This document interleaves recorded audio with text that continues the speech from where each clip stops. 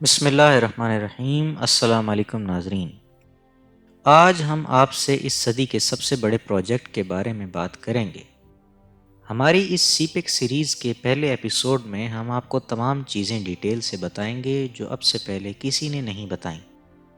ناظرین، گوادر ایک deep sea port ہے، مگر اس پورٹ کے لیے کتنی جنگیں لڑی گئیں اور پاکستان نے یہ پورٹ کب اور کس سے خریدی اور کس کے مشورے سے خریدی، اور آج وہی مشورے دینے والا ملک اس پورٹ کے ڈیولپمنٹ سے شدید ناخوش ہے۔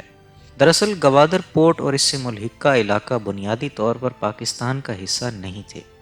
گوادر کا علاقہ دراصل سلطنت عمان کی ملکیت تھا اور تقریباً 200 سال تک یہ علاقہ عمان کے زیر اثر ہی رہا۔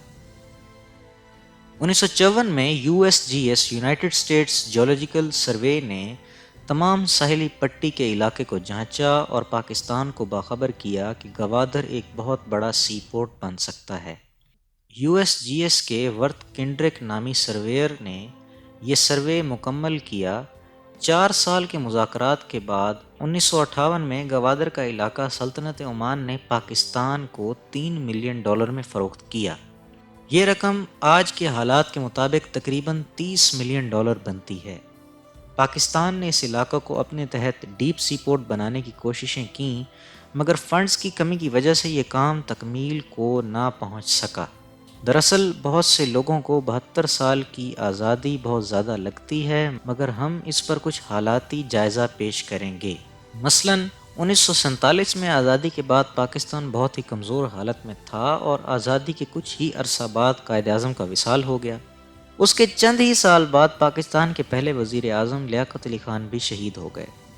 ناظرین، ان سب حالات میں پاکستان کی نوزائیدہ ریاست کی قیادت نے پاکستان میں موجود وسائل انفراسٹرکچر کو مضبوط کرنے میں لگائے۔ اس کے بعد 1965 کی جنگ سیاسی خلفشار نے بہت سے اور مسئلے کھڑے کر دیے۔ ان باتوں کو ہم پھر کبھی تفصیل سے بیان کریں گے۔ واپس آتے ہیں اپنے موضوع کی طرف۔ گوادر کی فروخت اس وقت کوئی اتنی بڑی خبر نہ تھی، مگر موجودہ حالات کے پیش نظر اس بات کی ایک بہت غیر معمولی تاریخی اہمیت ہے۔ بعض بھارتی تجزیہ نگاروں کے نزدیک 1950 کی دہائی میں بھارت اور عمان کے بہت اچھے تعلقات تھے، اور عمان کے سلطان بھارت کو گوادر کا علاقہ بیچنا بھی چاہتے تھے، مگر بھارتی قیادت نے اس میں کوئی خاص دلچسپی ظاہر نہ کی، کیونکہ یہ بھارتی سرزمین سے 700 کلومیٹر دور کا علاقہ تھا۔ ویسے اس خبر میں کوئی خاص صداقت تو نہیں، مگر ہم اس خبر کو سچ مان بھی لیں تو یہ بھی جائزہ لینا ہوگا کہ بھارت ریاست حیدرآباد، ممبئی اور کشمیر جیسے علاقوں سے قبضہ کر کے فارغ ہوتا تو اس طرف توجہ دیتا۔ بہرکیف گوادر پاکستان کی سرزمین ہے اور تمام دنیا یہ بات جانتی ہے۔ اب ہم آتے ہیں گوادر کی اہمیت کی طرف۔ گوادر کی اہمیت میں اضافہ بہت سی چیزیں مل کر کرتی ہیں، جن میں سر فہرست گوادر کی قدرتی لوکیشن ہے۔ یہ ایک گہرے سمندر والی بندرگاہ ہے جہاں بحری جہاز آسانی سے لنگر انداز ہو سکتے ہیں۔ سونے پر سہاگا یہ کہ گہرے سمندر میں ہونے کے ساتھ ساتھ گرم پانیوں میں واقع ہے، جس کی وجہ سے یہاں سال کے 12 مہینے بلا رکاوٹ تجارت ہو سکتی ہے۔ ناظرین، گرم پانیوں سے ہماری مراد گوادر کا موسم ہے۔ بہت سی بندرگاہیں موسم کے لحاظ سے ناقابل استعمال ہو جاتی ہیں، کیونکہ برف باری اور ٹھنڈ میں سمندر پر برف کی موٹی تہ جم جاتی ہے، جس کی وجہ سے بحری جہاز بندرگاہ تک نہیں پہنچ سکتے، مگر گوادر کے ساتھ ایسا کوئی مسئلہ نہیں۔ اس لیے گرم پانیوں والی اور گہرے سمندر والی بندرگاہ کہا جاتا ہے۔ گوادر کی اہمیت میں مزید اضافہ پاکستان کا جغرافیائی مقام کرتا ہے۔ پاکستان بذات خود ایک اسٹریٹجک لوکیشن پر واقع ملک ہے۔ اگر آپ نقشہ کا جائزہ لیں تو پاکستان وسط ایشیا میں موجود تمام ممالک بشمول افغانستان کی تجارت کے لیے بہت ہی موزوں ملک ہے۔ بھارت، افغانستان، قازقستان، کرغیزستان اور ازبکستان، یہاں تک کہ رشیا تک تجارتی سامان پہنچانے کے لیے پاکستان کے آگے ترلے ڈالتا ہے۔ اسی طرح چین اگر عرب ممالک کے ساتھ تجارت کم ترین وقت میں کر سکتا ہے اگر اسے پاکستان سے راستہ مل جائے۔ غرض یہ کہ گوادر کی اہمیت میں مزید اضافہ پاکستان کا جغرافیائی مقام کرتا ہے۔ آپ اس بات کا اندازہ لگائیں کہ سوویت یونین جو امریکہ کو ٹکر دینے والی واحد سپر پاور تھی، وہ بھی گوادر پر قبضہ کرنے کے خواب دیکھ رہی تھی۔ سوویت یونین جو ایک بہت ہی طاقتور کمیونسٹ ریاست تھی، 1979 میں افغانستان میں 2 لاکھ فوج لے کر داخل ہو گئی۔ ظاہری طور پر وہ افغانستان کے راستے مزید جنوب میں پیش قدمی کرنا چاہتی تھی اور سوویت قیادت کے ارادوں میں پاکستان کے گرم پانیوں والی بندرگاہ شامل تھی، کیونکہ سوویت یونین کی تمام بندرگاہیں سال کے 6 مہینے ناقابل استعمال رہتی تھیں۔ یہ تو الگ بات ہے کہ افغانستان میں ان کی ناکامی سوویت یونین کی تباہی کا باعث بنی اور جس کی وجہ سے آج موجودہ وسط ایشیائی ریاستیں اور رشین فیڈریشن وجود میں آئی۔ لہٰذا ایک طرح سے گرم پانیوں تک رسائی کے لیے سوویت یونین نے ایک بہت ہی خونریز جنگ لڑی۔ اب آتے ہیں اس پر چینی دلچسپی کی طرف۔ اس بات میں تو کوئی شک نہیں کہ چین اور پاکستان میں ہمیشہ دوستی رہی اور دونوں ملک ہر طرح سے ایک دوسرے کے کام آتے رہے اور قراقرم ہائی وے اس دوستی کی ایک بہت بڑی مثال ہے۔ چین بھی ایک کمیونسٹ ملک ہے، مگر چین کا طریقہ کار روسی سوویت یونین سے بہت مختلف رہا۔ چین نے اپنی محنت سے اکانومی کو مضبوط کرنے کی کوشش کی اور وہ اس میں کامیاب رہا۔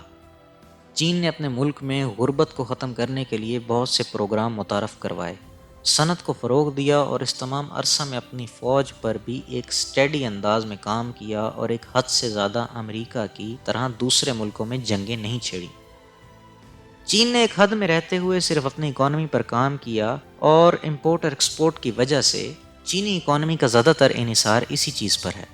چین دنیا کی 28% چیزیں پوری دنیا کو ایکسپورٹ کرتا ہے اور اپنی صنعت کو برقرار رکھنے کے لیے، اس کی فنکشننگ کے لیے اسے خام مال اور دوسرے بہت سی چیزوں کی ضرورت ہے جنہیں وہ درآمد بھی کر سکتا ہے۔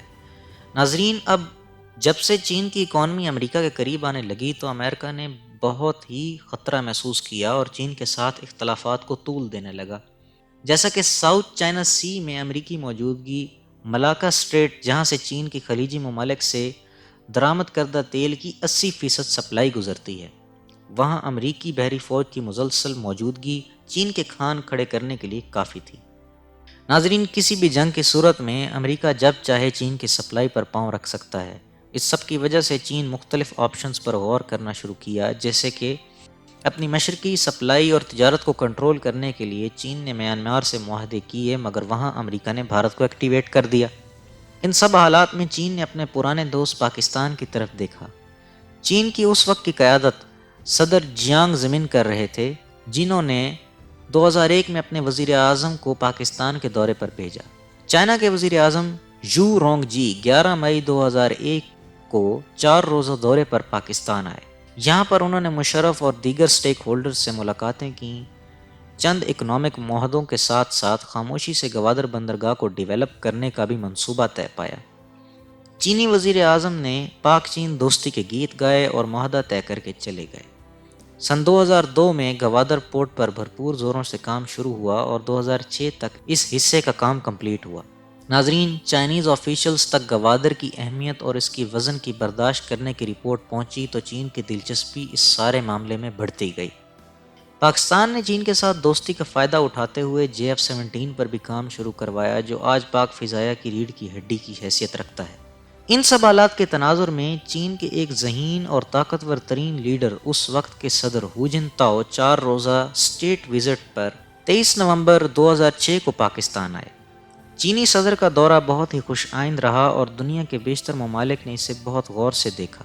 اس دورے کے دوران پاکستان اور چین میں فری ٹریڈ ایگریمنٹ طے پایا، انہیں لاہور میں ایک اکنامک زون کی بنیاد رکھی اور چینی کمپنیز کی پاکستان میں انویسٹمنٹ کی یقین دہانی کروائی۔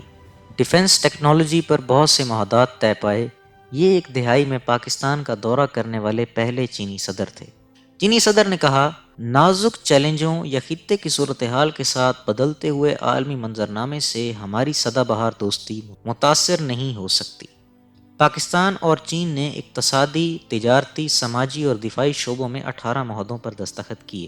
چینی صدر ہو جن تاؤ نے اس بات پر بھی زور دے کر کہا کہ چین پاکستان کے ساتھ اپنے تعلقات کو اسٹریٹجک اور طویل مدتی نقطہ نظر سے دیکھنا جاری رکھے گا اور چین پاکستان کے ساتھ اسٹریٹجک شراکت داری کو ایک اعلیٰ بلندی پر استوار کرنے کے لیے پاکستان کے ساتھ مل کر کام کرے گا۔ یہ ناظرین چینی صدر کی ایک بہت بڑی سٹیٹمنٹ تھی جو لوگوں کو شاید بھول گئی ہو، مگر چین اور پاکستان نے انہی بنیادوں پر اپنے رشتوں کو استوار کیا۔ ہمارے اگلے ایپیسوڈ میں ہم آپ کو گوادر سے پیدا ہونے والے چیلنجز اور اس دورے کے بعد چین پاکستان اسٹریٹجک ریلیشن میں ہونے والی ترقی کی تمام ڈیٹیل پیش کریں گے۔ ہمارے چینل کو سبسکرائب کریں، بیل کے آئیکن پر ضرور کلک کریں، اور اگر آپ کو ویڈیو پسند آئی تو اس کو اپنے دوستوں کے ساتھ شیئر کریں، لائک کریں، کمنٹ کریں اور اپنے خیالات کا اظہار ضرور کریں۔ شکریہ۔